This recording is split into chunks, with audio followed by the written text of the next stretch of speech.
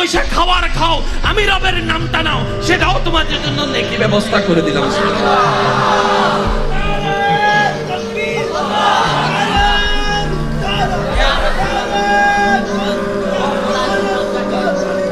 উচ্চ আওয়াজ একবার বলেন মারহাবা।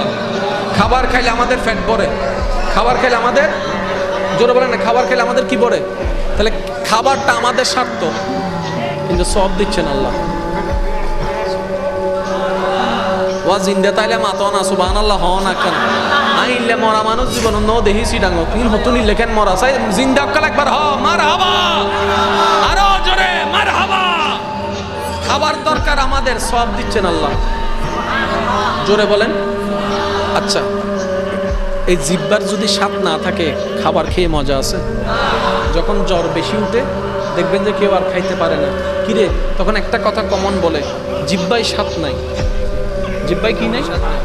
জিহ্বায় কি নাই? অনেকে বলে যে স্রষ্টা মানতে চায় না। আমি শ্রদ্ধার সাথে বলি, আপনি আপনার জিহ্বাকে নিয়ে গবেষণা করে দেখুন। বিজ্ঞান এখনো পর্যন্ত রোবট অনেক বানিয়েছে, জিহ্বা বানাইতে পারে নাই। ছোট্ট একটা জিহ্বা বানাতে পারে নাই, আলা জিহ্বা বানাতে পারে নাই। এতগুলা মানুষের এত একটা জিহ্বা, সব জিহ্বা, আবার তার মেইনটেনেন্স কেমন দেখেন। বা 32টা দাঁতের মাঝখানে একটা জিহ্বাকে রেখেছেন আল্লাহ, নিরাপদে রেখেছেন।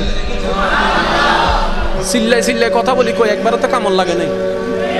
এটা নিয়ন্ত্রণ করনেওয়ালা একজন আছে, তিনিই নিয়ন্ত্রণ করে যাচ্ছেন, বলেন না সুবহানাল্লাহ। এবার আপনি সওয়াব করতে আছেন, গুনাহ কমতে আছে, সওয়াব করতে আছেন, গুনাহ কমতে আছে। এবার ইমানদার ভাইরা, আওয়াজ যেন আর ছোট না হয়, একটু আওয়াজ দিয়ে বলবেন আমাদের হায়াত বেশি থেকে বেশি কত বছর?